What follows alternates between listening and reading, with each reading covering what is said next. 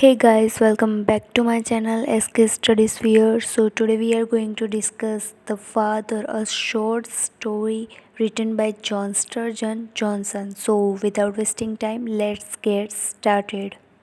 और most important thing is that कि इस वीडियो को एंड तक देखिए, क्योंकि इस वीडियो के लास्ट में मैंने इस शॉर्ट स्टोरी द फादर का लॉन्ग क्वेश्चन एक्सप्लेन किया है।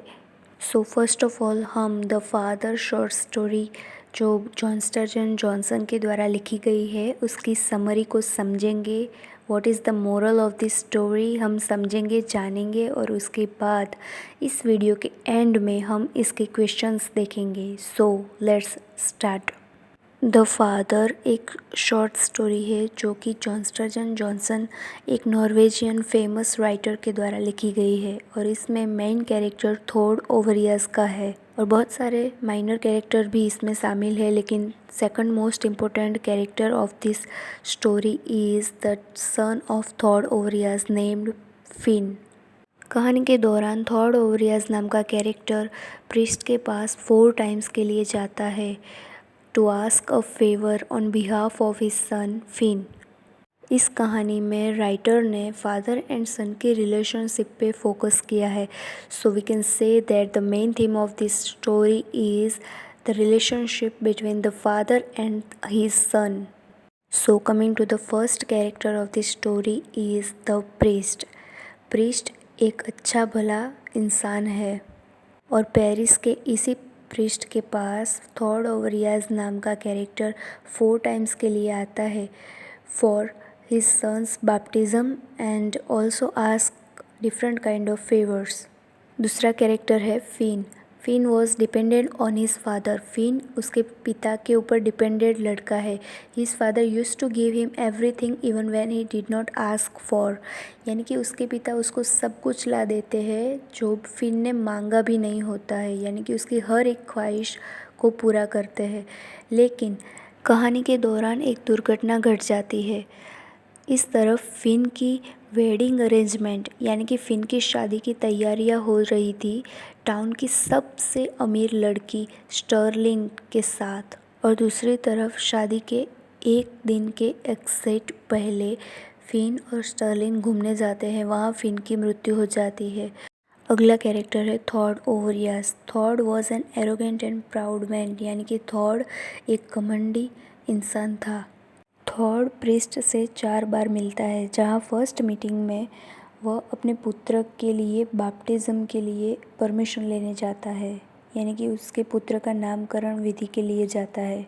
सेकंड मीटिंग 16 वर्ष के बाद होती है। थॉड प्रीस्ट को 16 इयर्स के बाद मिलने के लिए जाता है ऑन रीज़न ऑफ हिज सन, यानी कि वह अपने पुत्र के लिए प्रीस्ट के मिलने के लिए उसके अध्ययन खंड में जाता है, क्योंकि उसको अपने पुत्र को यानी कि फिन को चर्च का सभ्य बनाना था। उसके लिए परमिशन के लिए जाता है और वहाँ $10 प्रीस्ट को अर्पण करता है।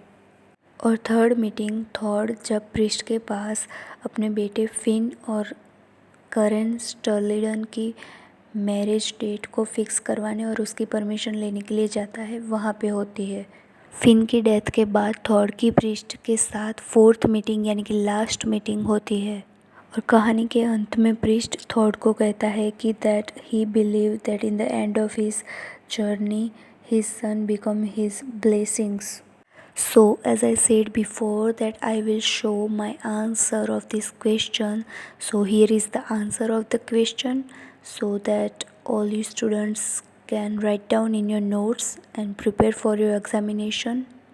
जैसे कि आप सब देख सकते हैं कि क्वेश्चन के आंसर की शुरुआत ऑथर के इंट्रोडक्शन से होनी चाहिए। अबाउट द ऑथर, यानी कि द फादर स्टोरी के ऑथर जॉन स्टर्जन जॉनसन है, उनका इंट्रोडक्शन इन शॉर्ट ब्रीफली समझाना है, लिखना है, और उसके बाद पॉइंट वाइज अपने क्वेश्चन के आंसर को डिटेल में राइट डाउन करना है इन योर एग्ज़ाम पेपर। और ऑथर के इंट्रोडक्शन की बिगिनिंग कोटेशन से करनी है जो कि ऑथर के द्वारा गिवन होता है। So like this, for example, John sturgeon Johnson was born in Quickney, Norway in 1832. He was very famous among other writers and Also, he was one of the most prominent public figure in Norway. He got Nobel Prize in Literature और वो Norway के first Nobel laureate थे। Next point is introduction about the answer, यानी कि the short story जो father है उसका introduction in brief समझाना है इंट्रोडक्शन के पॉइंट के अंदर। उसके बाद नेक्स्ट पॉइंट लेना है father's various visits of the church, यानी कि फादर यानी कि थॉर्ड ओवरियास की प्रीस्ट के पास चर्च में 4 तरह की 4 प्रकार से अलग अलग जगह पे जो मीटिंग होती है उसको हमको इसमें डिटेल में समझाना है। सो ये पॉइंट भी कवर हो गया।